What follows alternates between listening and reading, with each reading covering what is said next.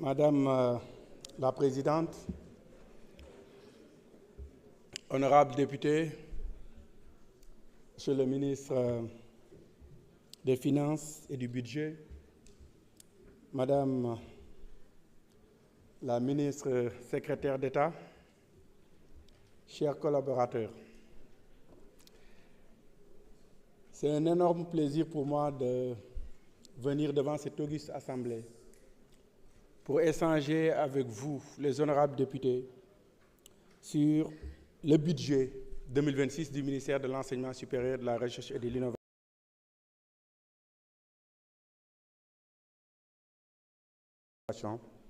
mais également échanger sur les difficultés du secteur. J'ai pour mission de mettre en œuvre la politique d'enseignement supérieur, de recherche et d'innovation définie par Son Excellence, Monsieur le Président de la République, sur la conduite éclairée du Premier ministre. Et cela dans un moment important pour notre pays.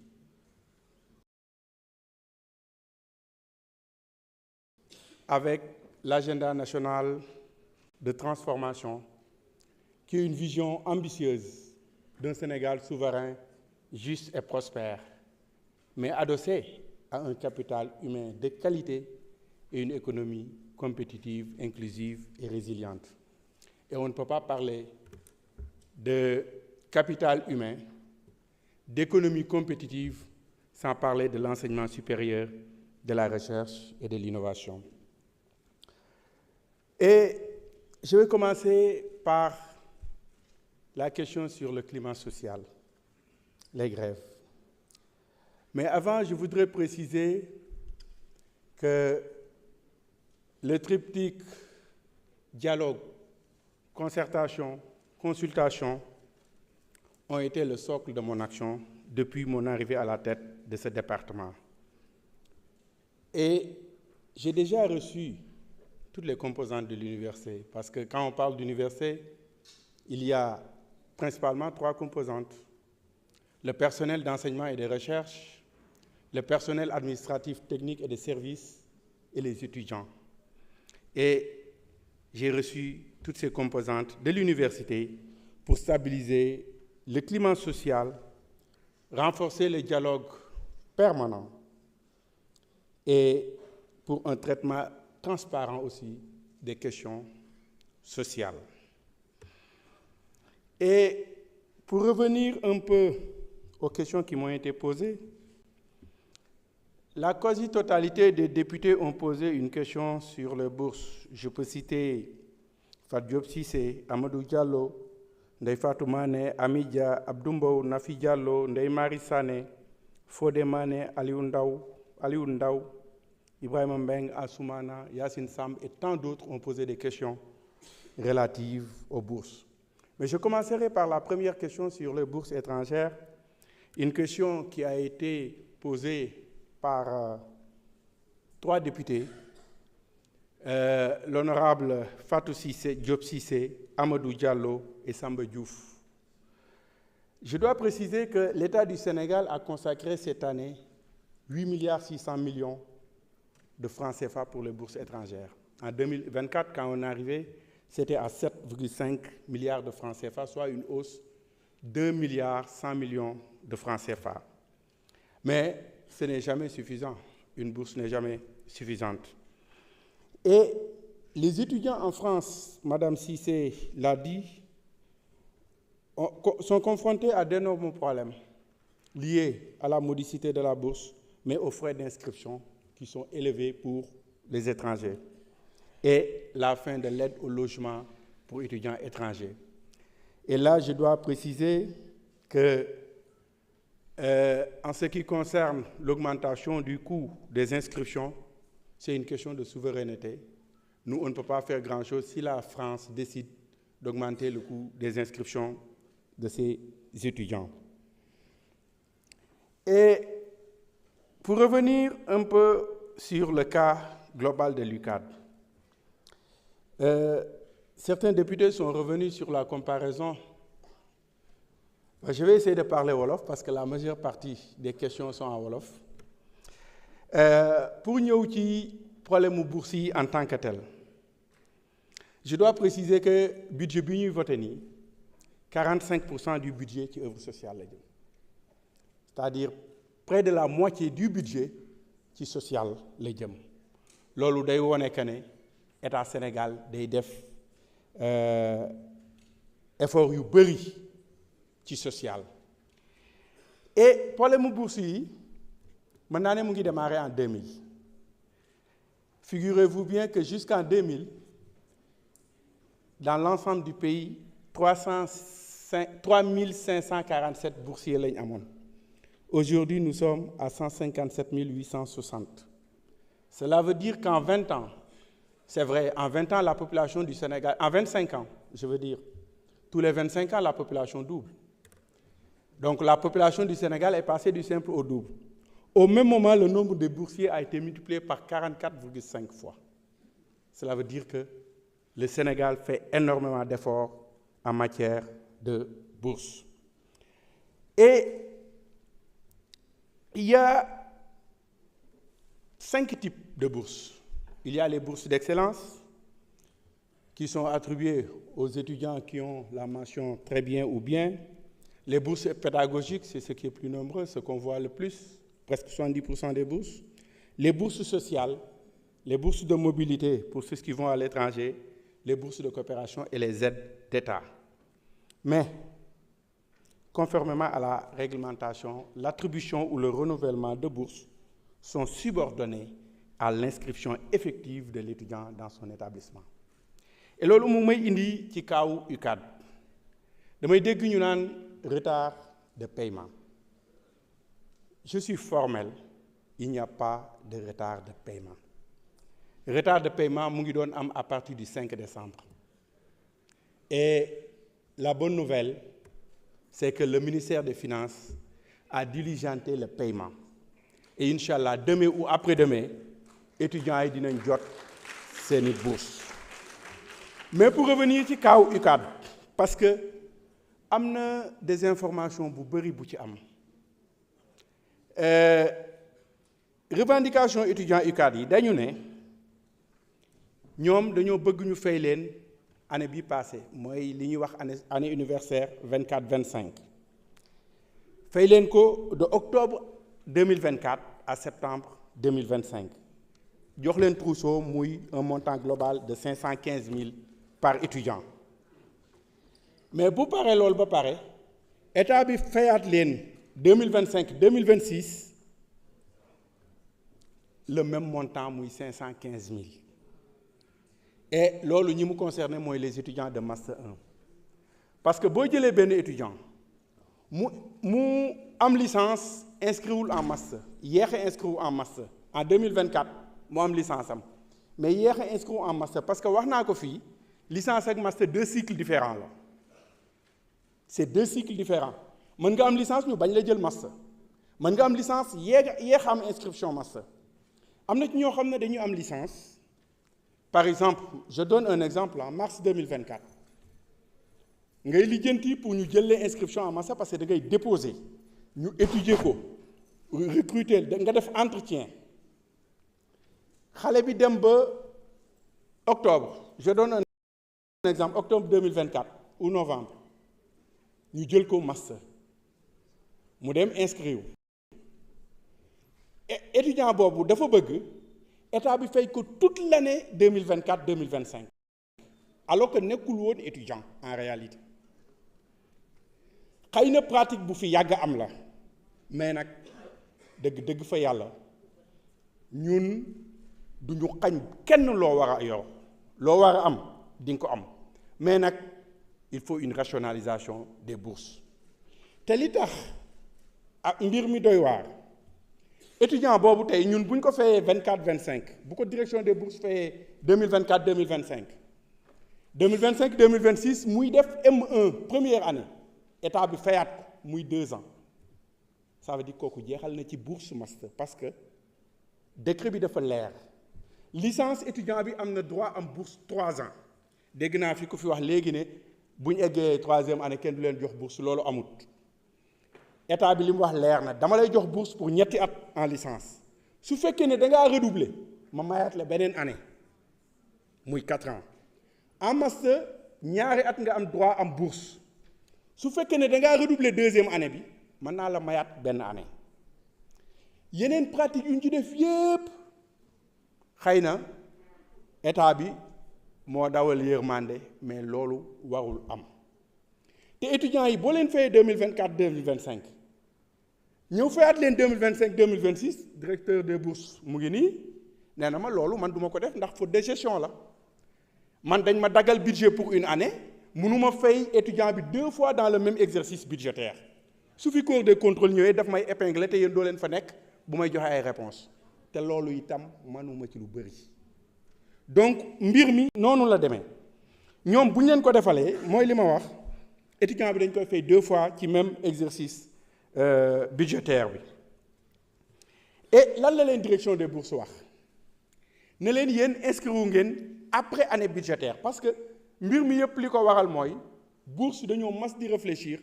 ci année buy commencer octobre depuis ñun sunuy temps ba léegi jeex septembre à l'époque sax 10 mois de bourse la woon mais léegi 12 mois de bourse la léegi nag année bi comme que décalé na direction des bourses conservé woon les mêmes pratiques dañ daan fay 16 mois de bourse à la place de 12 par at maintenant direction des bourses li ñu wax proposition bi ñu def mooy étudiant bi bu inscrire rek ñu commencé ko jël en compte par exemple étudiant master bu inscrire en octobre 2024 ñu commencé la fay sa bourse pour 2 ans nga xam ne di nga am bourse en master 1 am ko en master 2 par contre bu ñu defee ñoom li ñu wax da nga leen di fay bourse année bi ñu jàngul fay leen bourse master 1 mu jeex master 2 ñëw du ñu am bourse ñuy laajaat beneen bourse loolu mooy décaler un peu les problèmes et donc direction des bourses loolu la proposé pour fay leen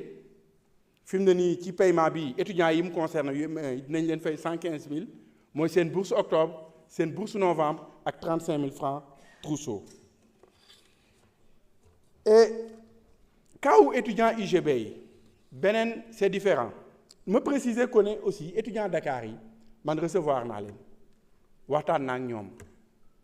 samay étudiants rek ci nekk man je n'ai rien contre les étudiants au contraire ñi ma xam université xam nañ ne j'étais très proche des étudiants et 8 yi nga xam ne ñooy les membres du collectif des amicales de l'UCAD bi ñëwee seet si ma les 2 ce sont mes étudiants ba tey jii may wax yéen ni donc je n'ai rien contre les étudiants mais il faut que li nga xam ne texte yi nga xam ne moom la état bi di teg aussi ñu jéem di ko topp et Saint-Louis problème de renouvellement la automatique inscrire guñu bëgg direction des bourses renouveler ko automatiquement en master 2 ñu ne leen loolu day xaw a doy waar par contre étudiants yi nga xam ne dañoo inscrire à temps c'est-à-dire avant septembre mais université yi ñoo yéex a envoyé dossier yi à la direction des bourses man bëgguma injustice dama wax directeur des bourses ne ko étudiants yooyu seen cas foog ñu fay leen lu mu metti état bi dina leen fay parce que du seen faute ñoom inscrire nañ à temps mais université yi ñoo ko transféré wul à temps de ce fait ñoom amuñu bourse donc ñooñu man wax naa directeur des bourses ne ko ñooñu da nga leen a war a fay et ñu ngi ciy liggéey ak ministre des finances pour xool ci LFR2 bi ndax mën nañu allouer ay xaalis pour ñu fay leen parce que 2025 2026 bi mënuñu cee fay loo xam ne exercice budgétaire 2024 2025 laaj nañ ma ay recommandations man bi ma taseeg étudiants UCAD yi dama ne leen cas yi ngeen ma fi wax yépp bëri na dégg naa fi yu bëri ñu ko fi wax demewul noonu étudiant licence dina am 3 ans plus 1 en cas de redoublement master mu am 2 ans de bourse plus 1 en cas de redoublement doctorat mu am 3 ans de bourse donc noonu la demee te état bi bu la nee master 24 mois nga am sa 24 mois à la kulli xaal da la koy fay loolu moom amul mënuñoo wax benn retard bu ci am li ma leen proposé mooy ñu mettre en place li ñuy wax un comité paritaire parce que wax naa ko léegi man je préfère di waxtaan ak ñoom di jàkkaarloog ñoom ñuy waxante dëgg. bu may liggéey ak ay nit bala may décider souvent sax damay waxtaan ak ñoom parce que noonu la war a demee ma ne leen nañ mettre en place comité paritaire bi def ko cas par cas boo leen indi rek direction des bourses ñu ngi fi loolu mooy seen liggéey dinañ ko étudier ku ci nekk li nga war a am di nga ko am li nga moom incha allah di nga ko jot ne leen nañ continuer discussion yi waaye jéem a réfléchir ci réviser décret 2014-963 mooy décret bi wane bourse yi ma profité ci pour dalal xelu étudiant dama gis communiqué étudiant UGB yi ñu ne directeur des bourses def na leen léegi dañuy appliquer strictement décret bi ba nga xam ne étudiant boo xam ne nii dafa inscrire en master étudiant bi inscrire en master ci décret bi dañoo waxoon que ne bu amee diplôme licence pour mu am bourse master foog mu am mention assez bien loolu musuñu ko appliquer et ba léegi may wax yéen nii appliqué wuñ ko ñu ne dañ leen a wax ne leen boo duggee première année amoo bourse mënatoo ko am ba fin du cycle effectivement loolu la décret bi waxoon waaye musuñu ko appliquer te may wax yéen nii waajuñu koo appliquer parce que man damaa jàpp que ne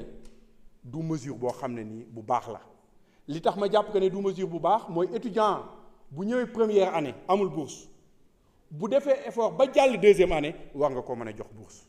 te ci loolu lañ nekk fi mu ne nii loolu la direction des bourses nekk moo tax bi ma gisee seen communiqué bi mu jaaxal ma loolu xawma fu ñu ko jëlee mais amut wërul te ñoom dinaa leen recevoir suba incha allah à 15h étudiant Saint-Louis pour waxtaan ak ñoom ci question boobu waaye dama ne foog ñun aussi ñun université yi ñu xoolaat suñu bopp mooy ñu jéem a stabiliser calendrier universitaire bi parce que coow li yépp calendrier universitaire mooy coow li mu ngi commencé nag en 2019 avec Covid-19 d'abord mu am ay petits problèmes parce que ba 2019 moi enseignant à la faculté des sciences et techniques amuñu woon benn jafe-jafe dañ daan def année normale 2019 am Covid am mu xaw a am ay problèmes mais jafe-jafe yi gën a rëy l'ancien régime ñoo ñu ko indil en 2023 tëj université bi 8 mois UCAD ci lañ jóge nag jafe-jafe yu bëree bëri ñu am ko kenn mësul gis dans le monde même pendant la deuxième guerre mondiale daaw ñu tëj université kenn du ko tëjee noonu ñu tëj ko 8 mois et loolu tey moo ñu indil jafe-jafe yu rëy yi ñu am ci bourse yi moo tax dama ne étudiants yi nañ réviser bu décret bi lu tax ma wax ko man damaa jàpp que ne sama doom soxlawul bourse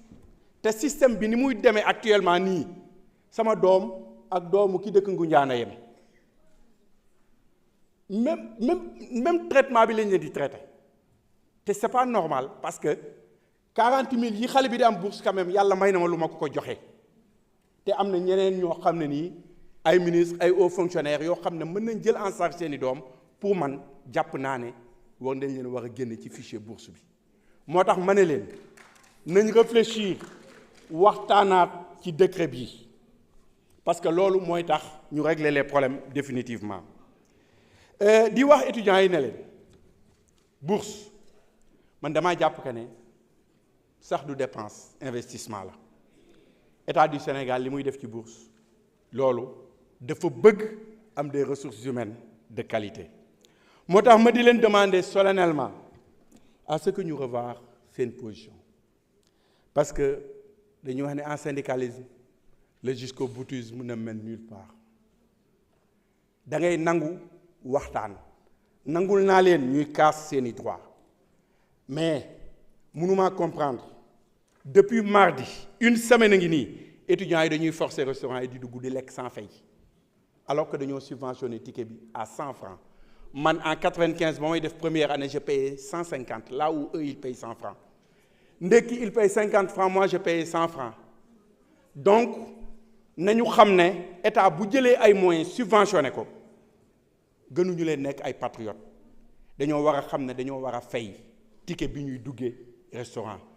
boo ko defee benn fan ñu bàyyi mu jàll nga def ko ñaari fan ñu bàyyi ñu jàll nga bëgg ko def une semaine du sotti te nag état bi dina jël ay responsabilités am loolu mënul continuer loolu duma ci ànd ak ñoom tey duma ci ànd ak ñoom ëllëg parce que ku dugg restaurant lekk da ngay fay te tey bu ñu tëjoon restaurant bi ñu génn di wax ne gouvernement bi dafa tëj restaurant bi nag pour mu fonctionner foog étudiants yi nangu di fay seen ticket ma di leen woo ci waxtaan parce que ce qui est constant mooy foog ñu waxtaan mënul ñàkk et parce que foog ñu rationaliser bourse yi ndax am na ci waxtaan bi loo xam ne ñoom ñoo tax sax ma koy def parce que pour arranger leen la parce que bu ñu la nee étudiant bu dugg licence bu amul bourse en première année dootu ko am décret bi wax ko bu neexoon gouvernement bi tey mu ne dama koy appliquer mais pour éviter loolu dama ne leen ñëw leen ñu waxtaan pour réviser décret bi et loolu mooy réviser décret bi ñu xoolaat ko waxtaan ci ba jéem a trouver une solution pour régler définitivement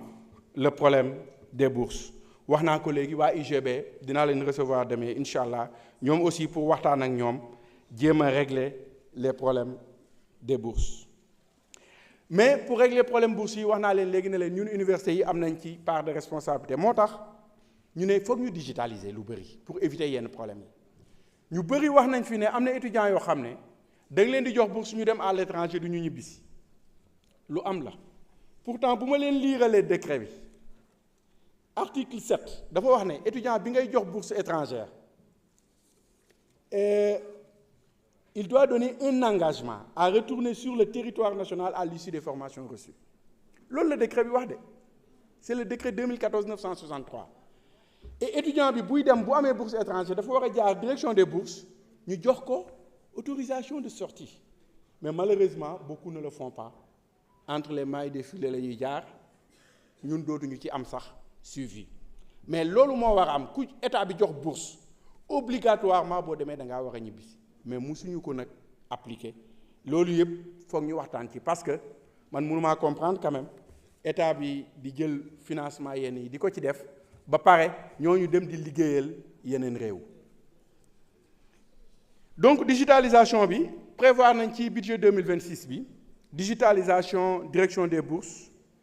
ba nga xam ne dina am interconnexion ak interopérabilité entre données direction des bourses ak données université yi pour déceler manquement yi doublons yi ci paiement yi et digitalisation boobu dañ jàpp que ne mën nañu dimbale itam ñu régler problème bourse étudiants yi parce que bu année universitaire bi normalé rek ñu mën nañ ne problème bourse mën naa bañatee am et digitalisation boobu aussi bëgg nañ mu permettre ñu optimiser ressources yi ci CROUS ak COUD parce que metti na trop ci état bi ñu wax ko ak ñàkk koo wax metti na ci état bi et pour ñu optimiser ko foog ñu digitaliser le CROUS de Thiès joxe na l'exemple di digitaliser ba ci l'accès au restaurant dañ ko digitaliser étudiant bi bu ñëwee day ñëw rek jàll parce que dañuy scanner rek mu jàll donc dootoo soxla sax nit ñu bëri ñuy jël ay ticket mu mën a am trafic ci ticket yi kenn mën a dem imprimer ay ticket lu ne mën na cee am donc pour éviter yooyu yëpp la digitalisation lañ jàpp que ne mooy régler problème bi te CROUS Thiès joxe na exemple bi ñu ngi koy mettre à l'échelle ci yeneen CROUS yi pour mu gën a law monsieur Ibrahima Mbengue wax nga ci désengorgement université de Dakar waaw te muy loo xam ne état bi mu ngi koy wax depuis des années boo leen xoolee Dakar 1957 la commencé toog nañ ba 90 presque 40 ans doog a am une deuxième université muy UGB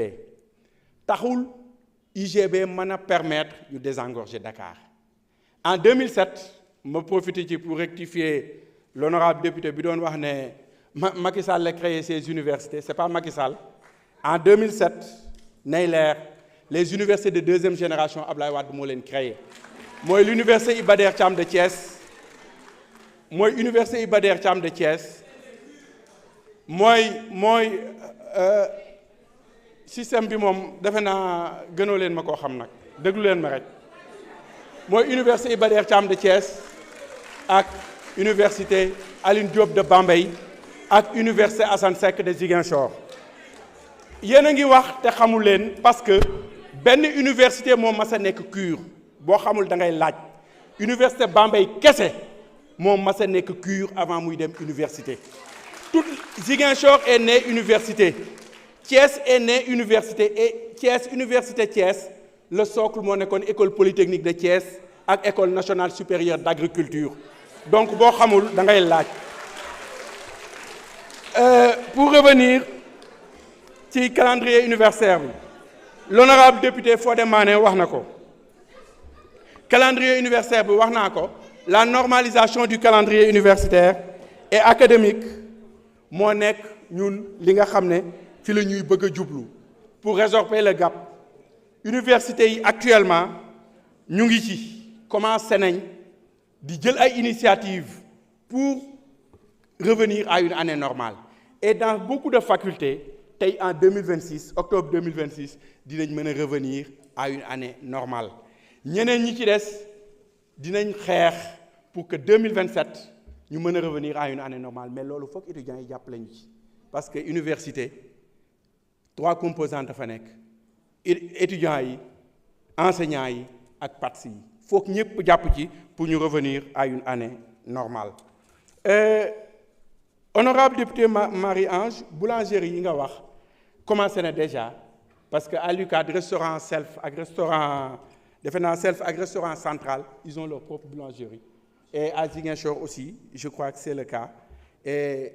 restaurant yi nekk UCAD au-delà de yokk qualité pain bi dañuy dem bay defar ay pain au lait léegi pour les étudiants donc loolu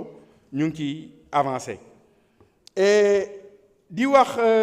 député Béatrice ak honorable Maguette Sène ak Mohamed Sall wax nañ ci alignement ñun suñu politique ak agenda national de transformation parce que agenda national de transformation dama leen wax dafa am ñaari axe yoo xam ne dañu concerner directement mooy l'axe sur le capital humain ak l'axe sur l'économie compétitive li ñu boole ci économie compétitive di nag mooy la recherche parce que la recherche dañ jàpp que ne mooy le socle de développement lépp lu ñuy def te dinaa ci revenir te recherche bi doxul defe naa du sotti léegi ñun ñu jël ne agenda bi lii la wax dañuy aligné wu ci agenda bi nan lañ ciy aligné woo dañuy ñun ñu élaborer li ñuy wax agenda national de transformation de l'enseignement supérieur de la recherche et de l'innovation ñu boole ci communauté bi yépp nag waxtaan nañ lancé nañ ko depuis juillet 2025 commission yi daje nañ def nañ liggéey bi ba pare et incha allah ci peut-être fan yu néew wala fii ak fin d'année dinañ mën a am le rapport définitif te li ma ci mën a wax recommandation yi ñu wax mooy li ngeen fi wax pour ñoŋal enseignement supérieur mooy renforcement de la souveraineté curriculaire docteur Diaité wax na ko les étudiants de géographie yi mu wax ne cartographie bi ñu leen di jàngale bu France la loolu révision renforcement souveraineté curriculaire bi dina jox ay propositions pour ñu jublu ci loolu mais également structurer un écosystème national de recherche souverain recherche bi dinaa ci revenir accélérer la construction et la finalisation des infrastructures déployer une stratégie numérique unifiée parce que numérique moo ñu ci mën a génne li ñun mébét mooy ci SIGES bi système de gestion de l'enseignement supérieur de la recherche et de l'innovation ñu def ba nga xam ne dañu am base de données boo xam ne le ministre de l'enseignement supérieur mën naa toog bureau am xam ñaata étudiant moo nekk tel UFR de telle université te du am benn jafe-jafe donc ci loolu lañ nekk mais également réformer les œuvres sociales wax naa ko digitaliser améliorer les logements renforcer la santé rationaliser et sécuriser le système des bourses aussi et docteur Diaité wax na ko léegi formation en médecine c'est vrai dañuy wax ne étudiants sénégalais yi bëriwuñ ci mais dañu am une longue tradition de formation médicale au Sénégal l'école de Dakar l'école de médecine de Dakar nga xam ne moo jur université de Dakar c'était en 1917 loolu moo jur université de Dakar loolu moo nekk tey faculté de médecine mu nekk faculté de médecine boo xam ne dafa am renommée internationale wax nga ko ay étudiants du Maghreb dañuy ñëw fii jàng si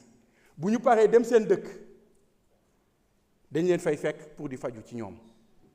Ils sont très bien formés mais dañ fa fekk ay équipements yoo xam ne dina mën a permettre ñu faju. loolu mooy différence bi peut-être ak ñun suñu système médical peut-être amuñu loolu. L'honorable député Ali Ndaw aussi wax na ko sur effectif de l'UCAD c'est une vraie bombe. Je suis entièrement d'accord avec vous.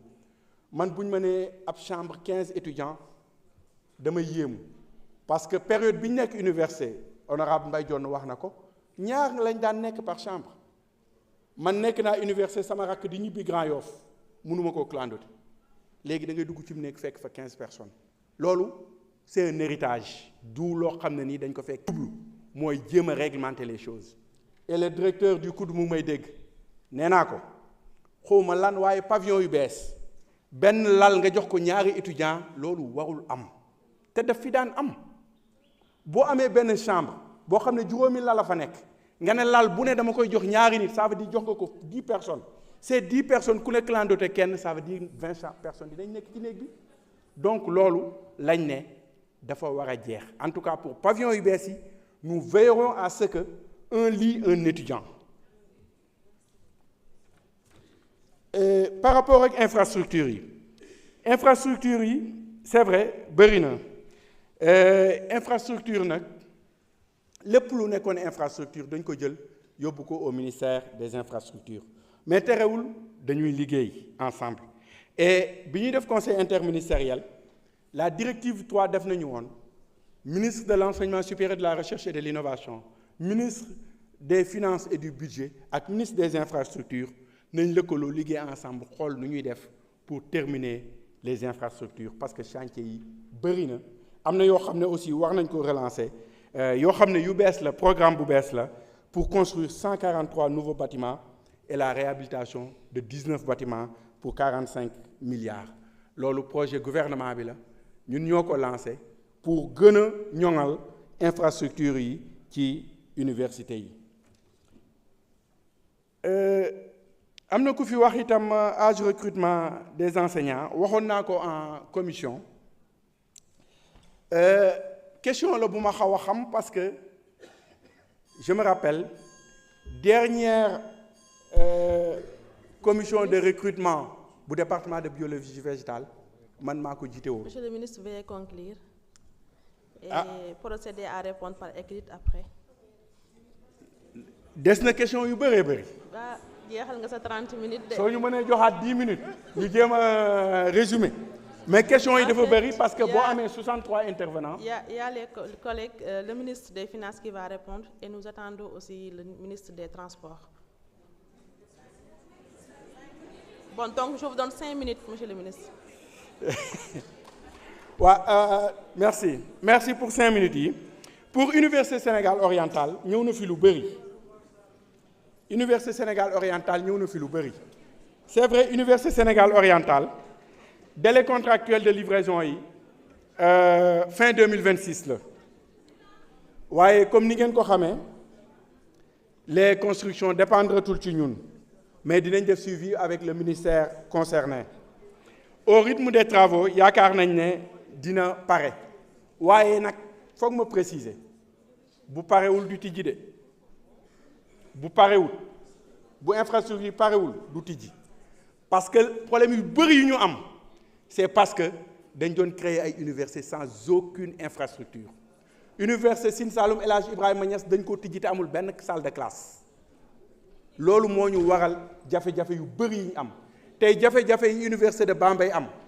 dañ ko jëlee CUR def ko université te les infrastructures n'ont pas suivi donc mënuñu ko tijji te parewul. Octobre 2026 yaakaar nañ ne dina pare daaw proposé woon nañ premier ministre pour tijji ko mu ne leen du am. Parce que mënuñu créer ay universités yoo xam ne du am benn infrastructure ngay dem di louer ji mu indi ay jafe-jafe donc bëgg nañ mu tijji mais day fekk mu pare. Université Sine Saloum foofu niveau d'avancement yi élevé sori na le campus de Kaolack c'est achevé à 100% pour les bâtiments et les équipements mais travaux d'assainissement moo ko xaw a tardeel voirie yi aménagement extérieur adduction d'eau. Pour Kaffrine wax nañ ko fi toujours ci Ousseyne dañ fay gas forage prévoir nañ ko fa mais SONES def na extension bi et que Sen'Eau mu ngi koy raccorder pour mu am ndox. Université Assane Seck de Ziguinchor foofu mooy sama université chapiteaux yi les chapiteaux seront réhabilités dafa bokk ci projet bu ñuy wax projet 5 lots bi et décret d'avance bi rek la ñuy xaar pour démarrage bi. Pour l'ENO moom de Ziguinchor travaux yi pare na, il reste à compléter le mobilier et livrer l'équipement informatique. ISEP yi il y a 8 ISEP yoo xam ne dañ ko prévoir parce que actuellement nous avons 6 ISEP fonctionnels. am nañ projet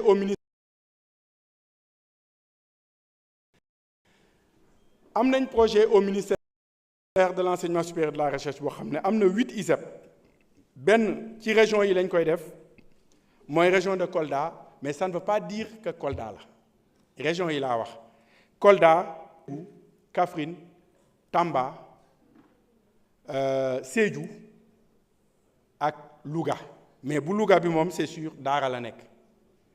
Donc 8 ISEP yi d'ici la fin de l'année dinañ def atelier yi nga xam ne moo ñuy permettre ñu définir les filières de formation. Construction yi dina commencer surtout les murs en 2026, mais bëgg nañ daal en 2028 incha allah 6 ISEP yooyu pare dañ cee yokk yeneen 2 yoo xam ne dañ ko créer ba pare amul benn bâtiment, notamment Bignona ak Richard Toll. mooy li may wax rek tijji ay université wala ay ISEP yoo xam ne amuñu benn bâtiment. Donc dañoo bëgg a profiter ci projet Espoir Jeune pour defaral leen ñoom aussi muy Bignona ak Richard Toll seen ISEP. Li des ci temps bi dama koy consacrer à la recherche et innovation ñu bëri dañ ko fee waxoon naa ko bi ñuy def commission sunu recherche dafa sooxe et dañ ko bëgg a suqali ren naam am nañ un programme pour 8 milliards mais doyul parce que normalement pour nga mën a atteindre les standards dañ naan réew bi buy dépenser 1% de son PIB booba mën nañ ne mu ngi def ay dépenses ci recherche mais ñun bu ñu amoon rek 1% du budget national waxatuñu dara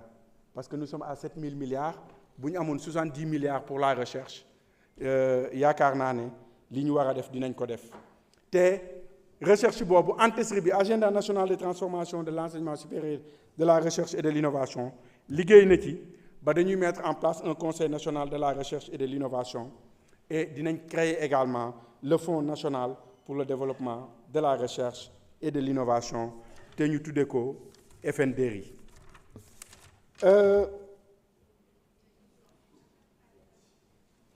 Malheureusement temps bi jeex na mais les établissements d'enseignement supérieur loolu c'est très important et ministère bi mu ngi ciy def liggéey bu mucc ayib. C'est vrai, il y a 298 établissements privés, 14 qui fonctionnent avec un agrément définitif